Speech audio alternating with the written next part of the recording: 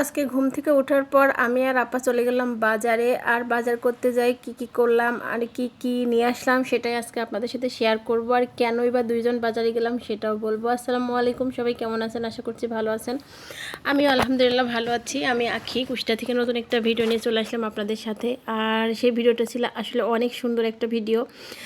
তো আমি সকালবেলা উঠে কিন্তু 10:30টার দিকে বাজারে গেলাম। আর আমার সাথে কেন আপা গেল, মানে আমাদের বাসাতে যে আপা থাকে সে আপা কিন্তু আজকে কচুর শাক খাইতে মন চাইছে, তার প্রচুর পরিমাণ কচুর শাক খাইতে মন চাইছে। যদিও বা আমরা কিন্তু বাসার মানে বাইরের কচুর শাক খাওয়া হয় না, যখন গ্রাম থেকে কেউ নিয়ে আসে বা আপা যখন আপার মেয়ের বাড়িতে যায়, মিরপুরে যায়, তখন কিন্তু কচু শাকটা নিয়ে আসে, তখনই খাওয়া হয়। আর এখানে পেঁয়াজ রসুন মাছ, তারপরে কচু শাক, ধুন্দল নাকি বলে সেটা, সব কিছু কিন্তু কিনে নিয়ে চলে আসছি বাসাতে। আর বাসাতে আসার পরে মাছগুলো সব পরিষ্কার করে নিলাম। 2টা কিনা হয়েছিল সিলভার কাপ মাছ। আর কচু শাক এই যে ধুয়ে কাটে পরিষ্কার করে নিয়ে রাখা হয়েছে। আর এটা কিন্তু এখন ঘন্ট করবে, সেটা অনেক বেশি মজা করে। তার রান্না কিন্তু অনেক সুন্দর, অনেক মজা হয়। আর সেই কিন্তু আজকে রান্না করবে, আমি কিন্তু কোটা বাছা করে দিছে, শাকটা সে রান্না করবে। আর বাদবাকি কাজগুলো কিন্তু আমি বাসন টাসন বাজছি, বললাম আপা আপনি রান্না করেন, আমি রান্না করবো না বা আমার ভালো লাগছিল না। তারপরে আমি কোটা বাছা করে দিলাম, বাইরের যা কাজ ছিল সেগুলো আমি করছিলাম। এদিকে দেখেন কচু শাকটা ঘন্ট করা হয়ে গেছে, দেখেন অনেক সুন্দর হয়েছে।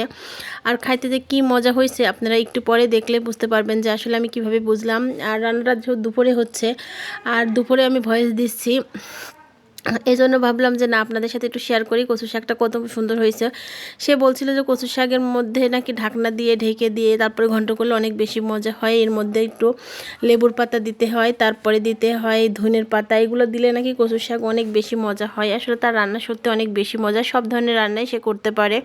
তো আমি তো ক্যামেরার সামনে কাউকে আনি না, এই জন্য কাউকে দেখানো যায় না বা দেখাতেও পারি না, কিন্তু তার হাতের রান্না অনেক ভালো। সে আমাদের বাসায় প্রায় 4 বছর হয়ে যাচ্ছে, সে আমাদের বাসায় আমাদের সাথে আছে।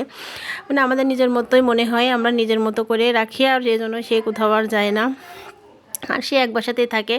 তার এখানে কিন্তু মশলা টশলা দিয়ে কিন্তু সব কিছু দিয়ে দিছে। আর কাঁচামরিচ দেখেন কতগুলো দিছে, মশলার পরিমাণটা অনেক বেশি, তাই না? আসলে এরকম মশলা তেল মশলা দিয়ে রান্না করতে সে অনেক বেশি পছন্দ করে, এই জন্য তেল মশলা দিয়েই কিন্তু রান্না করে। আর তার কথার যে সাউন্ড সেটা বুঝলে বুঝতে পারবেন, সে আমার কাছে মনে হয় আমার শাশুড়ির থেকেও বেশি মানে কথা বলে আমাকে। আর শাশুড়ি তো কিছুই বলে না আমার শাশুড়ি, কারণ সে রান্নাবান্না কোনো কিছু করে না, সেই ক্ষেত্রে আমাকেও সেভাবে প্রেশার বা দেয় না যে তুমি এটা করতে হবে বা এটা কেন করছো না, এরকম কোনো কিছু না। আসে না শ্বশুরবাড়িতে অনেক কিছু মানুষ অনেক কিছু খুঁত ধরে, এইটা হচ্ছে না ওইটা হচ্ছে না, তো সেভাবে অত মানে আমার বলার মতো কেউ নাই, কারণ আমি এক বরের একটাই বর নাকি বলে একটা ছেলের বউ আমি, এই জন্য হয়তো কেউ কিছু বলতে পারে না বা বলেও না।